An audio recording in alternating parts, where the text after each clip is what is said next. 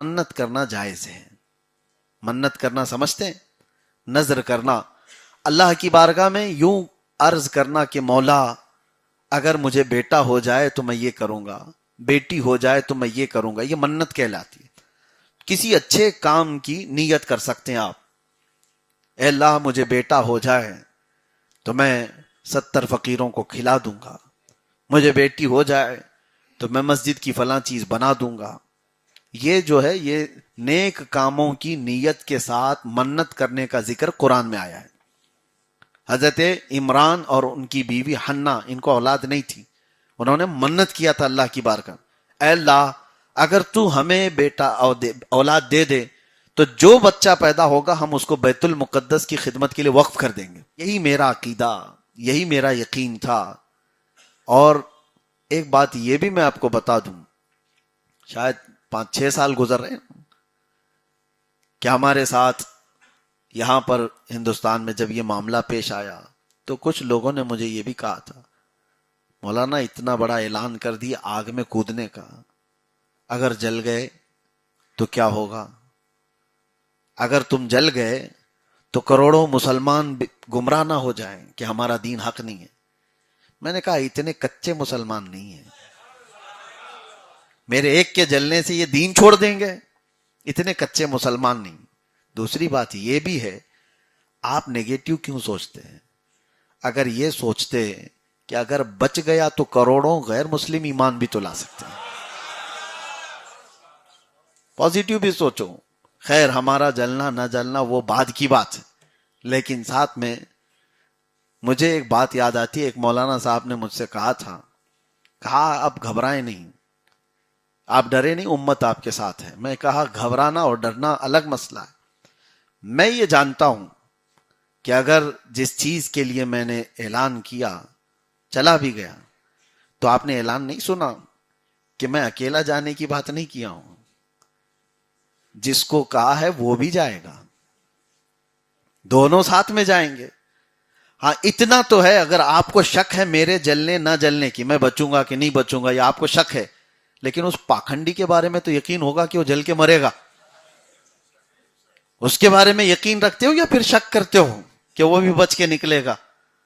تو جب آپ کو یقین ہے کہ ایک ایسا بھونکنے والا غلیظ کتا ختم ہو سکتا ہے، تو میں کہتا ہوں میری ایک زندگی سے اگر ایک گستاخ کم ہو جاتا ہے تو اس سے بڑھ کر میرے لیے کیا سعادت ہے.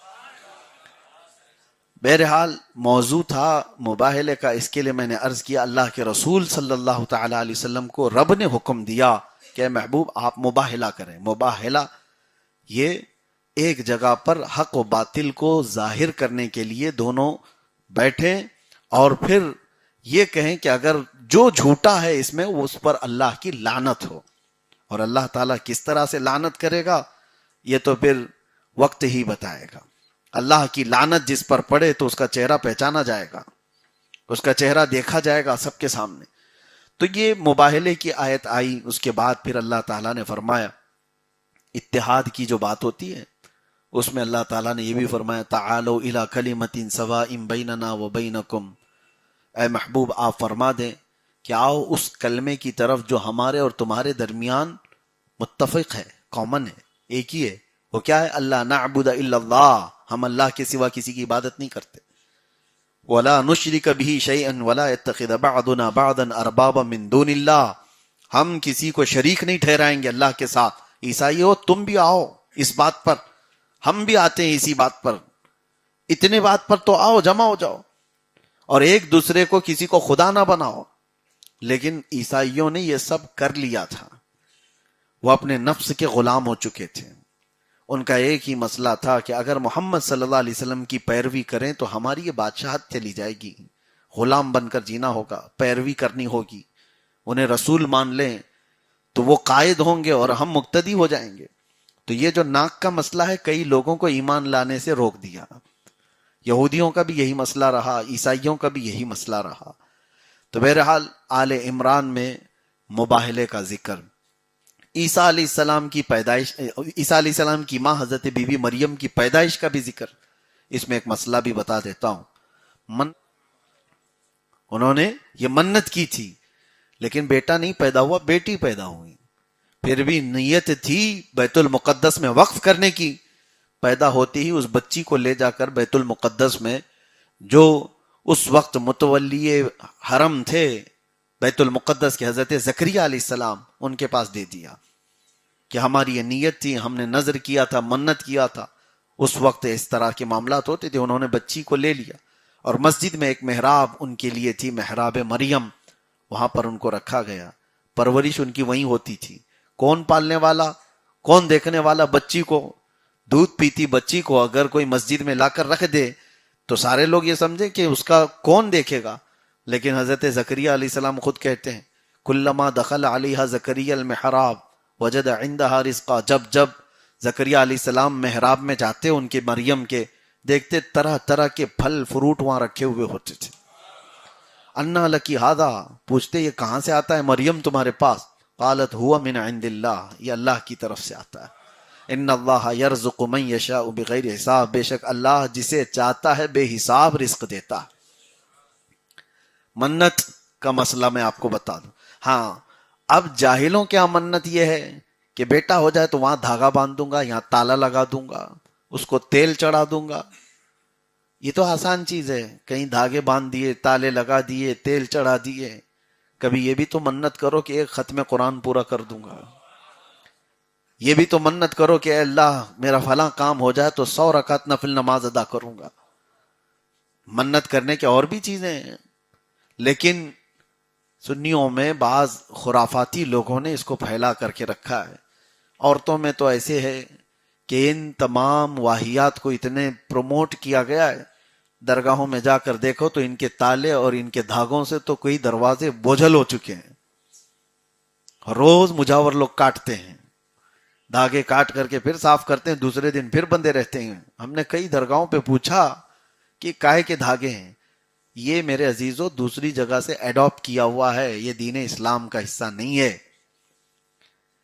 اور کچھ جگہ تو مجاوروں نے خود پروموٹ کر دیا ہے کہ بکنا چاہیے کچھ بھی. اور یہ عورتیں اس میں زیادہ مبتلا ہیں. شریعت مصطفیٰ صلی اللہ تعالی علیہ وسلم میں نظر کرنے کا طریقہ قرآن پاک میں موجود ہے، منت کرنے کا طریقہ موجود ہے. آپ کی جس کام کے لیے بھی آپ منت کرنا چاہیں تو وہ نیک و صالح ہو. ابھی جیسے رمضان آ رہا ہے، رمضان میں اعتکاف کرتے ہیں نا. اعتکاف کیا ہے؟ سنت ہے. اعتکاف کیا ہے؟ سنت ہے. بسا اوقات واجب بھی ہوتا ہے. وہ کیسے؟ کسی نے منت کر لیا کہ میرا کام ہو جائے تو میں رمضان میں اعتکاف کروں گا، تو اس کے لیے اعتکاف واجب بن جاتا ہے. وہ منت کا اعتکاف ہے، واجب اعتکاف ہے. ہمارے بزرگوں نے جو منت کیا وہ ایک دو نہیں ہے، بہت سارے ہیں. میں آپ کو بتاؤں، جب بیت المقدس کو فتح کرنے کے لیے 18 سال لگ گئے سلطان صلاح الدین ایوبی کو. کتنی مہمات سے وہ مقابلہ کرتے رہے، کتنی جنگیں لڑی صلیبیوں سے. بالآخر بیت المقدس فتح ہوا. اور اس وقت فتح ہوا جب سلطان صلاح الدین ایوبی بیمار ہو گئے تھے، بہت بیمار ہو گئے تھے. لیکن مسجد پاک کو آباد کیا، اذان ہوئی، نمازیں ہوئی، چلنے پھرنے کی طاقت نہیں تھی تو رونے لگ گئے بہت. فتح بیت المقدس کی خوشیاں تھیں لیکن وہ رو رہے تھے. سنیے، آپ سے کسی نے پوچھا کہ سلطان اس وقت رونے کا کیا سبب ہے؟ آپ نے کہا بیت المقدس کے فتح ہونے سے پہلے میں نے منت کیا تھا اللہ سے کہ اے اللہ اگر بیت المقدس فتح ہو جائے تو صلاح الدین خانہ کعبہ تک پیدل جائے گا، حج کر کے آؤں گا، حج کرنے کے لیے میں جاؤں گا، میں نے منت کیا تھا. تو کہا پھر کس بات کی گھبراہٹ ہے؟ صلاح الدین ایوبی کہتے ہیں میرے پاس اتنے پیسے نہیں رہ گئے کہ میں حج کر سکوں. وہ سلطان صلاح الدین ایوبی کی بات ہے. اور کہتے ہیں اتنی صحت نہیں رہ گئی کہ میں چل سکوں. مجھے غم ہے اس بات کا، میں اس بات سے رو رہا ہوں کہ میری منت پوری نہیں کر پا رہا ہوں. بہرحال ان کو صحت ملی، بعد میں تندرست ہوئے. لیکن کہنا یہ ہے کہ منت جب بزرگان دین کیا کرتے تھے تو اتنی بڑی کہ ہم اللہ تبارک و تعالیٰ کے گھر جائیں گے، حج کر کے آئیں گے. لیکن یہاں پر وہ ساری چیزیں نہیں ہیں. ہمارے بھی بہت سارے مصائب ہیں، بہت ساری مشکلات آتی ہیں، تب آپ منت کرو، اللہ تبارک و تعالی راضی ہوتا ہے۔ اگر یہ منت کا طریقہ صحیح نہیں ہوتا تو قرآن میں اس کا ذکر ہی نہیں آتا۔ حضرت بی بی مریم پیدا ہوئی ہیں منت سے، اور وہ بھی دنیا کی سب سے پاکیزہ خاتون پیدا ہوئی اللہ کی بارگاہ میں منت کرنے سے۔ تو یہاں پر آپ بھی یہ منت کریں، اللہ تبارک و تعالی مجھے تو بیٹا عطا کرے تو میں تیرے دین کے لیے وقف کروں گا، اے اللہ مجھے بیٹی عطا ہو تو میں تیرے دین کی تبلیغ کے لیے اس کو علم دوں گا، اس کو ادب دوں گا، بیٹا پیدا ہو تو اس کو حافظ قرآن بناؤں گا۔ یہ منت ہوتے ہیں۔